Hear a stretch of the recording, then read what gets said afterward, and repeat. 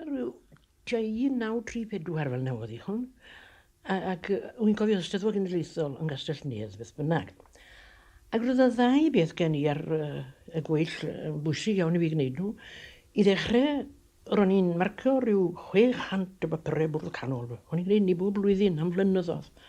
Ac roedd rhywun i fod i fewn erbyn rhan sy'n arbennig wrth gwrs.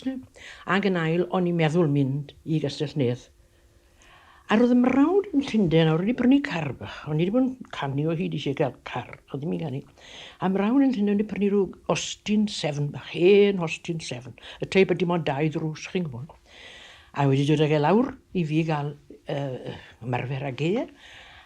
Ac mwyn cael llonydd nawr i barcio'r bapurau bwrdd canol yma, a mynd yn byw ar ffarm a galwadau eraill, mwyn cael llonydd ac mwyn hefyd ymarfer a dysgu'r engar bach yma.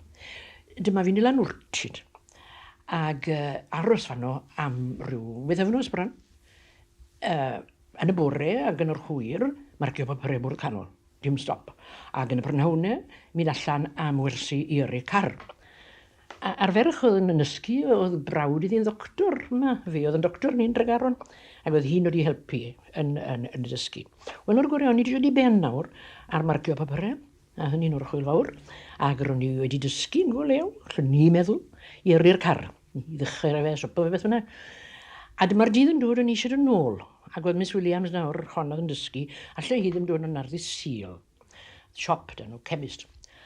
A dyma benderfynu bod ni'n mynd nôl ar Sul Cyntaf o Awst, 1934. Sul, Gwyl y Banc, yn dweud.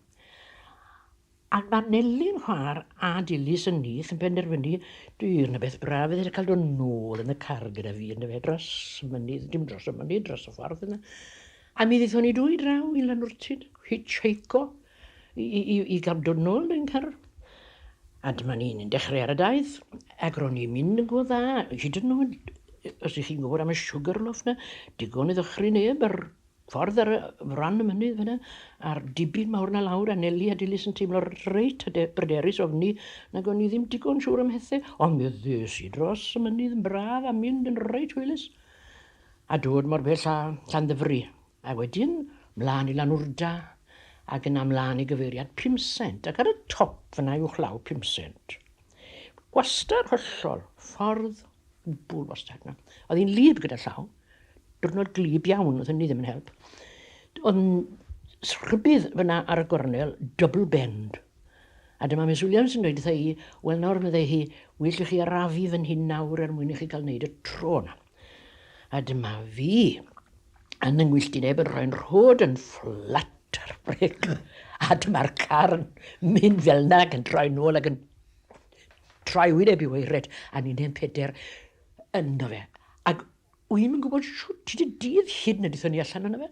Peth cyntaf weles i o Nelly yn iste ar y clawdd yn crybachu am y papurau bwrdd canol yn myndad o'r rhaid gael gafel ar unni yno. A Dilys yn edrych mor wyn ar y galchen. A Miss Williams wedi torri dipyn ar ei sgrt ac wedi hwrlun ar ei ddalcen. Ond ar wahân i hynny, dipyn mawr iawn. A phan sylweddol ni bod ni gyd yn fyw, dyma ni dechrau werthu'n fel ffyliad, wrth gwrs.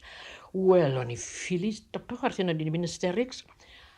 Ac wrth gwrs, ni oedd yr unig rai ar y ffordd, ond oedd hi'n ddysil Gwyl y Banc. Ac roedd na fi'n da, dod a traffig. Wel, rhywsut neu gilydd fydd na bolisman, fel bydde bolisman yn dod. A fe ddath e yno, a mi fi oedd yn garedig dros ben i ni war y tegel. A mi oedd yn gyfarwyddwr traffig i byd o'n mynd ar draws y sbwriel un oedd wedi dysgu'n ar ewn. Ac fe adda ni rhyw diffarm ac yn gwpan i'r de. E ffodiodd i 5 cent am gar i ddod fyny i moyn ni a mynd â ni gartre. Ac i fynd ar sbwriel hyn a wneud, a gwneud Austin 7 ohono fe eto fel y gallai fe fynd yna rhywbryd. Ac yna fe ddithon adre. Ac oedd yn had, oedd yn flaenor. Ac yn arwyn i ddagan yng ngapel bach Blaen Caron yn gwybod yn sicr. Ma, achos bod ni mas ar ddisil oedd hyn wedi digwydd. Bydde fe wedi digwydd o'n gwbl. Dim busnes da ni fod mas ar ddisil. Wel, dyna fe. Mi gawson ni'r hen gar bach nôl mewn ymhen yr hwyr a'r hawg. Fe rywyd e wrth ei gilydd, ac mi fydd yn mynd am flynyddau ar ôl hynny. Fe gafodd yrfa hir ac yrfa ramantus, bethau diddorol yn digwydd iddo fe gyda'n chwaer, ond dyna ffordd y cychwynes i'r yngyrfa i'r ei car, dyna'r car cynta ddiodd geni, ac ar ddysil cynta, gwyl y banc, 1934 y digwyddodd y peth.